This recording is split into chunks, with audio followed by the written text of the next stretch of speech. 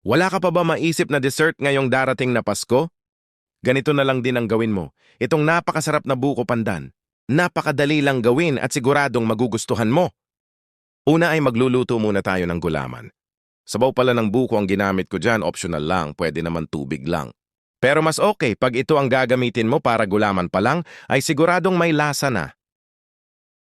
At buko pandan flavor na din ang ginamit ko na gulaman dito.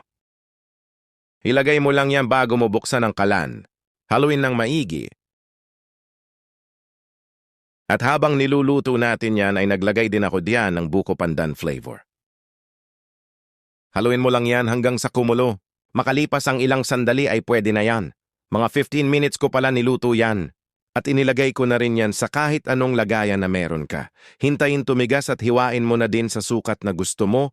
At sa isang kaserola ay naglagay ako ng 3 baso ng tubig. Sunod natin lulutuin ang sago. At kung gusto mo pala ng mga ganitong video, ay mag-subscribe ka na. Maraming salamat. Takpan mo lang yan at lutuin ng mga 10 minuto. At makalipas ang ilang minuto ay itabi mo lang yan hayaan maluto ng tuluyan. Sa isang bowl ay maglagay ng all-purpose cream 250 ml ang ginamit ko dyan.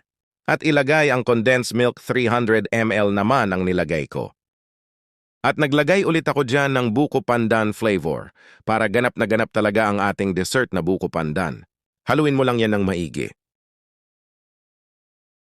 At ilagay ang gulaman na niluto natin kanina, hiniwa ko lang sa katamtamang laki. Haluin mo lang ulit yan at sunod na ilagay ang buko strips. At kung umabot ka dito ay paki-comment mo naman kung taga saan ka para naman malaman ko kung hanggang saan umabot ang video na ito. Maraming salamat! Sunod ay ilagay ang sago na niluto natin kanina. At maglalagay din ako ng keso na hiniwa ko sa maliliit para maging balanse ang lasa ng ating dessert. Haluin mo lang yan ng mahusay at pwedeng-pwede na yan. Pero syempre mas masarap to kapag naka-chilled ng overnight. Pero dito pa lang ang sarap ng kainin. Gumawa ka na din ng ganito, sobrang simple lang. Tignan mo naman yan, napakasarap. Kung nagustuhan mo ang video na ito, huwag mo kalimutan mag-subscribe. Hanggang dito na lang, maraming salamat.